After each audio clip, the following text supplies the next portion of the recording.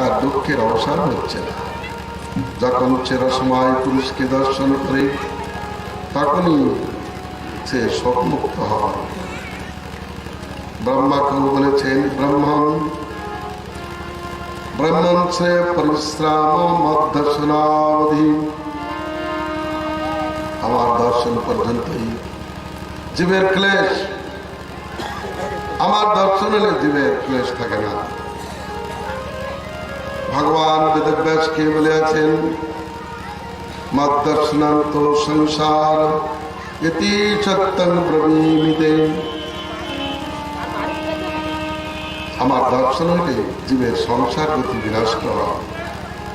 যতদিন আমার দর্শন না হয় ততদিন জীবের সংসার থেকে নিবৃত্তি হয় না। যাবন প্রীতির্ন যাবন ময়ি বাসুদেবে নমোচ্যতে দেবযোগেন তাবন। বাসুদেব স্বরূপ আমাকে যতদিন প্রেমযোগ না হয় ততদিন জীবের এই দেবযোগ থেকে মুক্তি হয় না, দুঃখযোগ থেকে মুক্তি হয় না। এই জন্যই উপনিষদে প্রথমেই জানিয়েছেন, আত্মাবারে দ্রষ্টব্য শ্রোতব্য মন্তব্য নিদিধ্যাচিতব্য। আত্মায় দর্শনীয়, অনাত্মদর্শনে জীব শোক করিয়া চলিয়াছে।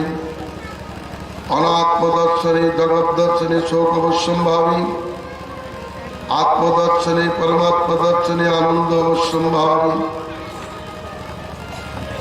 আত্মবস্তু ভূমা, তিনি আনন্দময়। জগৎ ক্ষুদ্র, অতএব মৃত্যুময়, দুঃখময়। ভগবত সাক্ষাৎকারের দ্বারা জীবের পূর্ণতা। অতএব বললেন ভগবান, আপনি নয়ন গোচর হলেই জীবের সমস্ত ক্লেশ বিনষ্ট। ভগবান তাকে বললেন, হে ব্রাহ্মণ,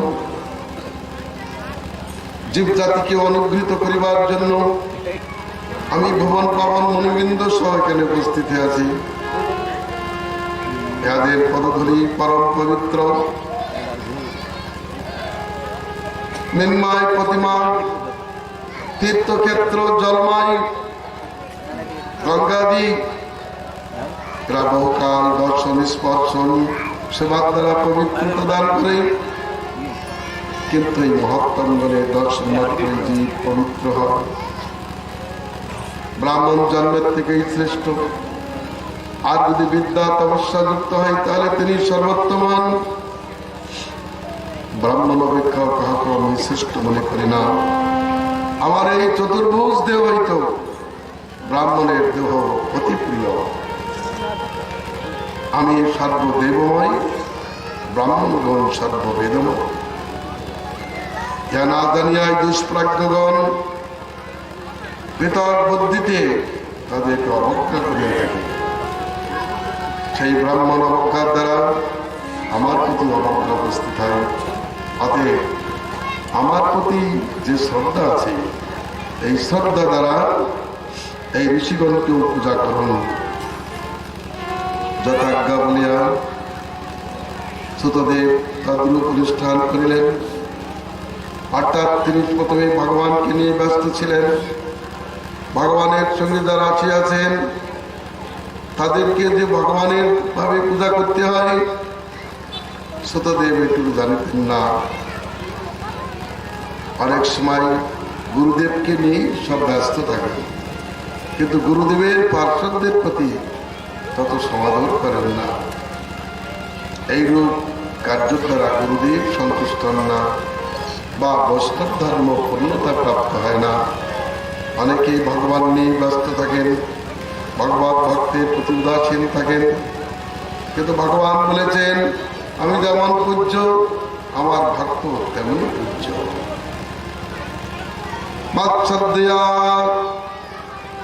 মৎসদ্দয়া চয়ো ব্রহ্মণ, আমার প্রতি যে শ্রদ্ধা, এই শ্রদ্ধা দ্বারা আমার ভক্ত পূজ্য মান্য।